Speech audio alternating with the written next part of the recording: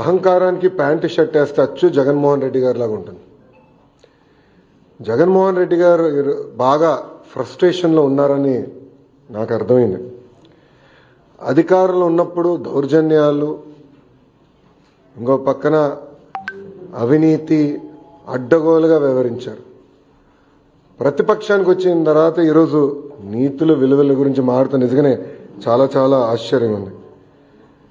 జగన్మోహన్ రెడ్డి గారిలో మేమందరం కోరుకునేది ఏంటంటే ఒక ముఖ్యమంత్రిగా పనిచేసిన వ్యక్తి ఉందాతనంగా మాట్లాడతారు, వాస్తవాల దగ్గరగా మాట్లాడతారు, ఒక వ్యక్తిని కించపరిచే విధంగా మాట్లాడతారని కించపరుచుకునే విధంగా మాట్లాడతారని అనుకున్నాం. కానీ ఇదంతా చూసిన తర్వాత ఇందులో ఆయనకి ఏమీ లేవు, ఏది రాదని నాకు అర్థమైంది. అధికారంలో ఉన్నప్పుడు ప్రజల్ని కలవలేదు, ప్రతిపక్షానికి వచ్చిన తర్వాత హౌస్కి రారు. అంటే ఎప్పుడు దూరంగా బతకాలని కోరుకునే వ్యక్తి జగన్మోహన్ రెడ్డి గారు. ముఖ్యమంత్రి పదవి కోసం సొంత తండ్రి శవాన్ని పక్కన పెట్టుకుని ఆనాడు సంతకాలు సేకరణ చేసిన వ్యక్తి జగన్మోహన్ రెడ్డి గారు. 2019 ఎన్నికల్లో సొంత బాబాయిని లేపేసి మేమేదో చేశామన్న నింద మా పైన వేసిన వ్యక్తి జగన్మోహన్ రెడ్డి గారు. ఇంతేకాకుండా ఈరోజు ప్రభుత్వం పైన, బడ్జెట్ పైన, గౌరవ ఉప ముఖ్యమంత్రి గారి పైన మాట్లాడి చూస్తే నిజంగానే నాకు చాలా ఆశ్చర్యం వేస్తుంది. పరదాల ప్రభుత్వం ఈరోజు పోయింది. అదేవిధంగా బూతులు తిట్టే శాసనసభ్యులు కూడా పోయారు. ఎప్పుడు లేని విధంగా ప్రజల కోరిక మేరకు ప్రజలకు ఏదైతే అవసరం ఉందో అది ఈరోజు బడ్జెట్లో మేము పెట్టుకుంటాం జరిగింది. ఎన్నికల ముందల వై నాట్ 175 అని పదే పదే చెప్పిన వ్యక్తి ప్రజలు 11 స్థానాలు ఇచ్చారు.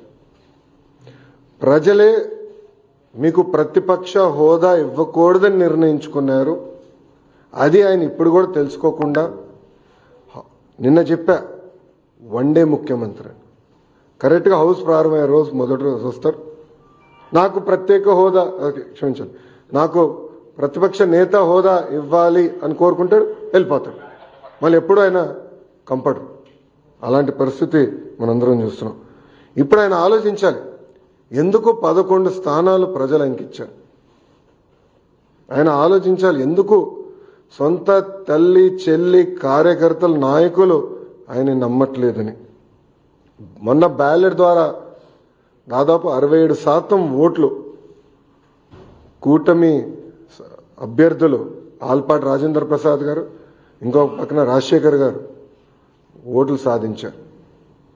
నేను చెప్పా, ఈవీఎం అయినా బ్యాలెట్ అయినా గెలుపు కూటమి ప్రభుత్వం. అలాంటిది ఈరోజు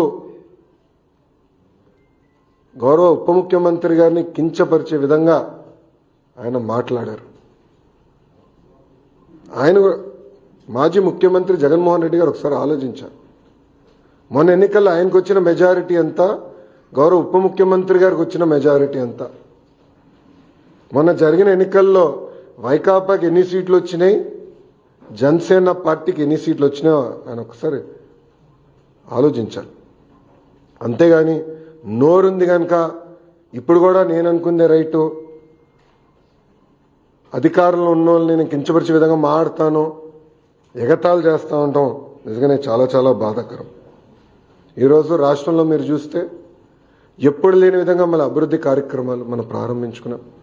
ఎప్పుడు రాని విధంగా ఈరోజు పెద్ద ఎత్తున ఆంధ్ర రాష్ట్రానికి పెట్టుబడులు వస్తున్నాయి.